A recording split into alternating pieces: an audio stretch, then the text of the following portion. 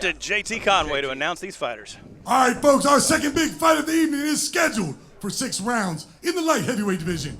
Brought to you by your guy, Jimmy Adams Promotions. Introducing first, fighting out of the blue corner, a veteran of 48 professional fights. He weighed in at 186.2 pounds from Lancaster, California. Please welcome Cleotis Pendarvis. And in the red corner, weighing in at a trim and ready, 182 pounds. He has a record of 8 wins, no losses. 6 wins coming by way of knockout. From Fort Polk, Louisiana, the undefeated Deion, the businessman, Pruitt. All right, guys, we're going over the rules in the back. Listen to me at all times. Keep it clean, touch them up. Good luck, God bless you both. Blake Waddell is going to be your third man in the ring tonight for this bout between Pendarvis and Pruitt. Well, what do you expect? What do you anticipate in this fight? I can tell you, I think that Pendarvis is going to come strong for the first round, but when he feels the power, let's see how he responds. I think this fight's going to go as long as Pruitt wants it to. Well, guys, a lot of these guys in the Virgin Islands are trained seasoned southpaws. They train a lot of their fighters like that, and it looks like that's the case here with a no record seasoned southpaw. Well, you can tell Pruitt's already establishing the jab. He's taking his time. He's not in any hurry. He looks like he's trying to get some work in. He's just kind of establishing himself. He's as they say, he is playing with his food. Well, let's hope he can use the distance. He got to capitalize on the distance, and the jab the jab normally sets the pace in any fight. For sure. It's interesting. He's got the reach, but he's not choosing to close the gap with that jab. He's just kind of going in, which could be detrimental with somebody with a little bit more experience than Pendarvis. He needs to work that jab in his favor, utilize it. You make an excellent point. Box like a tall fighter. The light heavyweight division has some historic fighters like Vander Holyfield, guys that can move like middleweights, but they have the power of heavyweights, and they put full force behind every punch. They can knock out any heavyweight, from Archie Moore to Bob Foster to some of the great light heavyweights. They Saad can fight Muhammad. heavyweights. Yeah, you list them. Muhammad Ali. He's throwing some knowledge out there. I like it. Yeah. Who did Evander Holyfield? Do you remember who he won the light heavyweight championship from in his first? Michael Dokes. Dwight Cowie. Dwight Muhammad Cowie. Yeah, Dwight Cowie. And he was supposed to be a journeyman, and he caught Ali. I mean, he caught Evander that night with some heavy shots. Oh, yeah. But Michael Dokes was a great heavyweight fighter. Heavyweight fighter, yeah. It was a great fighter coming off of drug rehab, which is a testament to what the boxing can do for young fighters. Yeah. From prison to rehabilitation, everything. We're here more than just a sport tonight. Amen. Amen and amen. Yes, sir.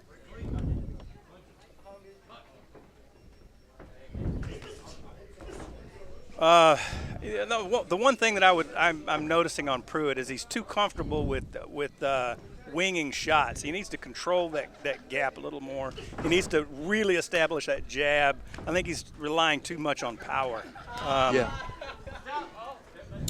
But this is a perfect opportunity to work on that skill set with an opponent like Pendarvis. Mm-hmm. With that many fights, Pendarvis, he's been in some wars. He knows how to handle himself for a while. I think you're right. He is probably very durable. He's definitely a journeyman. Yeah, he's been around a long time. Look at the number of fights that he has. Yeah, for sure. So he's not coming in to lie down. They called Bernard Hopkins a journeyman. He started out at 0-2 and ended up having a wonderful career. Yeah. So you never know sometimes. Yeah. They just didn't have the right management. It can happen. Nobody comes to lay down. Nobody. No one thinks they're the opponent like no one thinks they're the bad guy. Oh, check out our new ring card girl, Hermes Orta. Shake that thing, Hermes.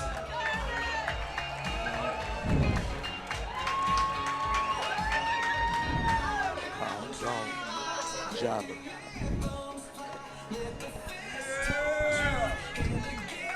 Both corners look like they very well established.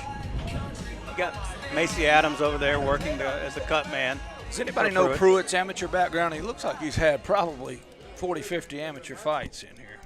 Does anybody know? He's pretty seasoned.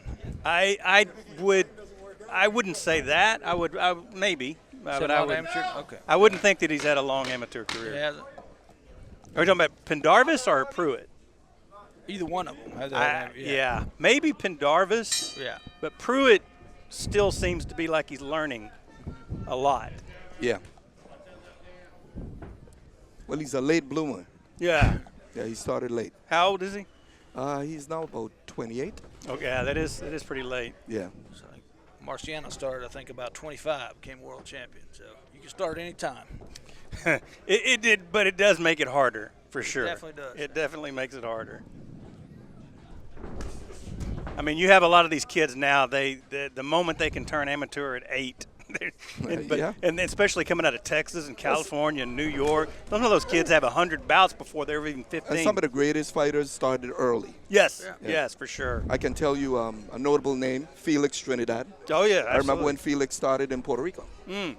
In this division, there's a guy named Antonio Tarver who fought late in his career. He saw Roy Jones win the Sunshine Games, and he decided to come on late in his career, and he ended up being late heavyweight cruiserweight champion of the world. Yeah. And Yeah. then played in Rocky. So it's all in God's timing, man. Yeah, Antonio, great southpaw. That wouldn't be a bad fighter to emulate if you're a southpaw in the light heavyweight division. For sure. He didn't get hit a lot, and he stayed out of the way until he fought Bernard Hopkins. Yeah. Hopkins was a specialist in fighting a southpaw. Well, who was he not a specialist in fighting? Roy Jones, that was it. Early on in his career, he didn't have quite the speed, but he Parole had officer. He had the predator. He had the law. Yeah. But he was absolutely phenomenal, legendary fighter. Boy, these guys are really squaring off in the center of the ring, not tying up. You've got a seasoned referee in here who lets them box. You like to see that sometimes. Absolutely. Letting them do their thing, letting them learn. Well, one thing we know for certain is that Pruitt is in condition. Oh, absolutely. That was a football move. Or wrestling, for sure. The thing is, he's such a tall fighter, and he's got such long arms. He really ought to be having Pendarvis. He ought to be hitting him with so many jabs. Pendarvis thinks he's sucking his left thumb. But, I mean, he's just, for whatever reason, he's so comfortable with just moving in and trying to throw some big shots. Well, one of the latest developments in a fighter's development is understanding your distance. If you don't understand your distance and you're not able to use your distance to your advantage, it becomes a challenge for you. I understand, for sure. They made movies about journeyman southpaw. I think it was Stallone, wasn't it? Yeah. Well, one of the keys is to be able to make sure that the opposition is on the end of your punch. Yeah. That's where you try to figure out your distance. That's correct. And then when you get inside, you want to make them pay. You get in the kitchen, you cook some eggs and grits. If you're going to work that hard to get inside, get your money's worth, baby. Get your money's worth. Yeah, the South. Speaking of Rocky Balboa, the funny part about that whole deal is he played a southpaw, but he was really an orthodox fighter.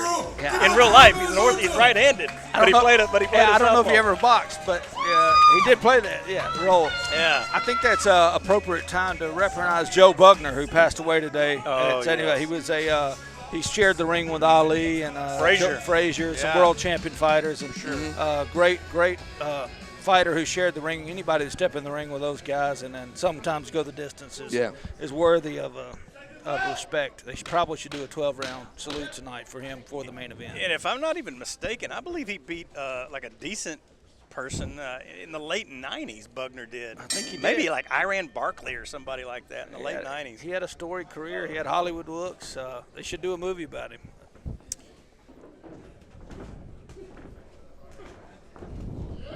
Another wrestling move by Pendarvis. One thing, the good thing that you can see about this is that Pruitt is not able to just overwhelm him with power. Yeah, he's not overwhelming him, and he's getting the rounds out of him. Get a veteran southpaw has been a lot of rounds. I mean, I don't know how many rounds that is, but he survived some fights. So right. I'm sure if you've only had 8 pro fights, you're learning still. For sure. Even if you've had 50 amateur fights and you've had 8 pro fights, you're still There you learning go. because there's Yeah. a big difference between Yeah, I the think I amateurs was and the mistaken pro the two. I think Pruitt had a lot of amateur just from looking at him.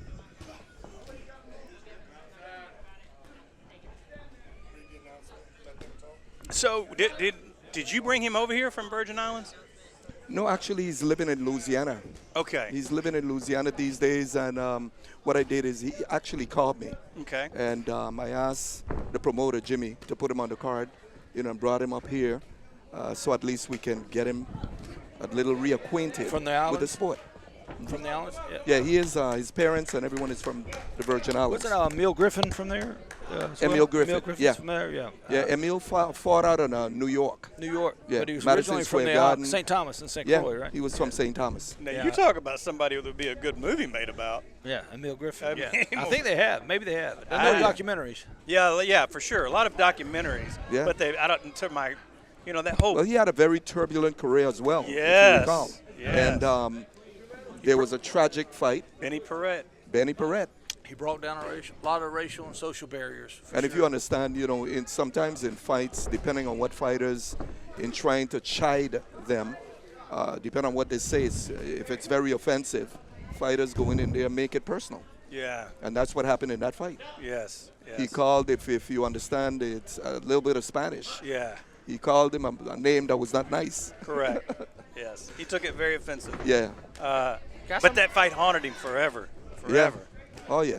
I'm really impressed with the referee allowing these guys to fight tonight. He lets them work on the inside. A seasoned referee lets someone do that. Sometimes a veteran fighter needs to work on the inside. You don't break them too fast. Well, he's nearsighted, so it's he really Yeah. probably does. I might be giving him too much credit, but he's doing a good job. He just doesn't have his black glasses on. Oh, I'm just kidding. Blake Waddell's a great referee. Yeah, I'm just giving him. I'm giving him fits. Blake Waddell. Let's give him a little credit. From Alabama. Alabama. I asked a kid one time. I like to, whenever I'm training my fighters, I like to ask them things like president. Who was the president? Who was this president? States, capitals. And I asked him one time. I said, "What's the capital of Alabama?" And the kid said, "Sweet Home." Oh. Well, let's hope none of these guys say that. They'll stop the fight. Right, Hurt. right, for sure. Oh my goodness! I tell you what, this bout has already gone longer than I anticipated. Yeah. Ah. Well, you see, I think looking at both fighters, Deion should have clearly dominated this fight from beginning to end. And I think he is dominating the fight, but not in an impressive fashion. You know what? But I guarantee you, he's getting more out of this 4 rounds than Yeah. he would have gotten if he'd have blasted this guy out of here in 30 seconds. Yeah. When you guys Well, said a journeyman southpaw with that Yeah. kind of record, I said, Yeah, you're absolutely correct. That raised red alarms Yeah. for me because as a fighter myself, I'm southpaw's dangerous. Even if they've got that many fights, Yeah. they've got that many more rounds than you in professional rings. Well, instructions. I didn't introduce you. What's your name? Preston Knockout for certain Halliburton. I'm a trial lawyer out of Atlanta and Austin, Texas. Okay. I'm making a late career comeback and fighting in Germany in about 3 weeks, a tune-up, and have a professional record of 15-0, 11 knockouts, and former college All-American. But I'm also a trial lawyer, so I took a little time off practice law. Okay. But my father was vice president of Georgia Amateur. I was a lawyer for Evander Holyfield and his son out of Atlanta, Georgia. Grew up in the sport and a historian of it as well. So when did you stop boxing? I was about 10 years ago at 35 and practiced law for 10 years after I went 15-0 and then decided I had got my law practice to a point where we could take a run at this from 45 to 47. We're going to see what we can do. 45. Never been hit, never been knocked down, so we're clean. Okay. I'm 55, and I don't want anybody punching me. Well, you look good. I don't even shadow box anymore. I'd put odds on the shadow. Well, talking about returning to the ring, Pacquiao's I'm 47. quickly reminded of Oliver McCall that came back and fought in here not too long ago. That's true. 52. Yeah, and you could see the difference in his movement. Yeah. If you And, take a lot of punishment, yeah, but yeah. Pacquiao's 47, fought for Bernard Hopkins with 49. Yeah, but he stays in condition all year round. Yeah, he does. Yeah. He doesn't drink, doesn't smoke, Yeah. doesn't Yep. do drugs. Different Yeah. diet. Yes, absolutely. But for every Manny Pacquiao, there's 1,000 people that can't do that. Yeah. or more. Well, it's discipline. It is discipline, but most people don't have that. Yeah. even fighters, even the most elite fighters, normally don't have that level of discipline after they retire. It's a good fight here, guys. This is a really I think good fight. it's becoming a tougher fight than Deion. I'm sure he expected. We forgot his jab. Yeah. Well, there's a signature punch that is not being used often enough, and that's the uppercut. Ah, I can look at it and see that has to come after the double jab.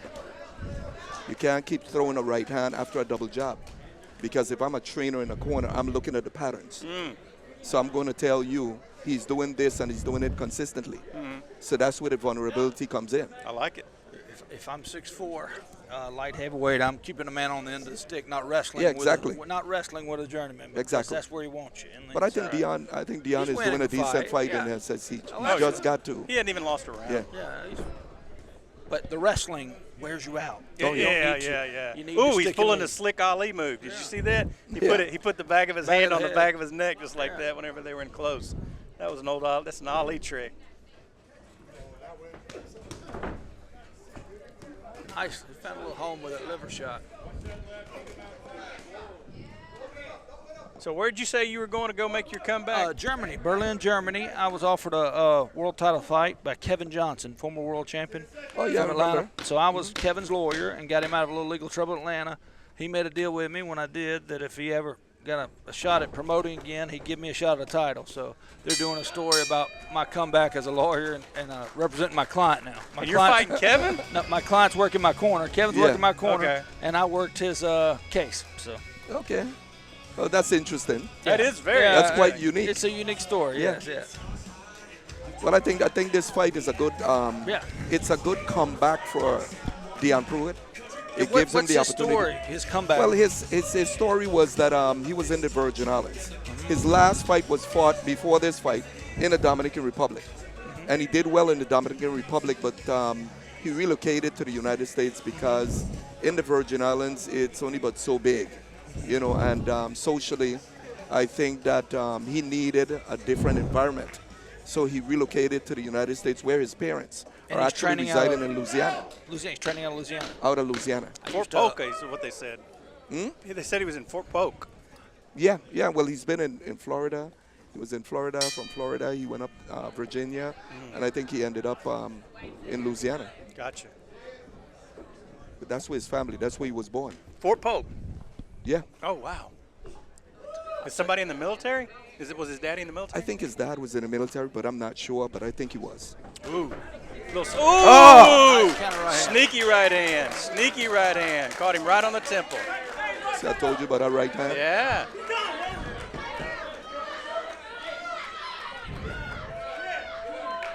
It's over. Caught Just him. like that. Got him right in the ear. Just like that, Equilibrium. guy. Clipped him with the right hand.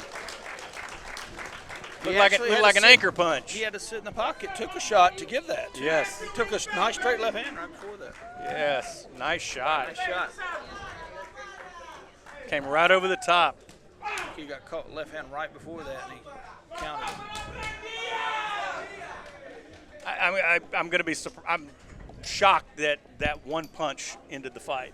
But I told you before that what they him in the worked ear, on, yeah. because I went to the gym many times, and I'm the one that actually got Pruitt the fight in the Dominican Republic.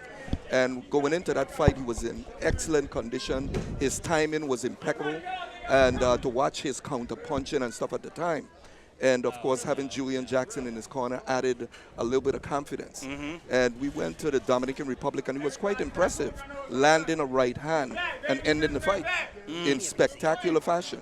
So we know that he has, once he's able to plant himself, he has some power in the right hand. Gotcha. And I think he demonstrated that just now. So he's got a missile. You just got to start developing him on how yeah. how he delivers that missile to land consistently. Got to use your height if you're blessed with that. Well, He's leaning at yeah. 182. One of the You can probably sweat instructions, down.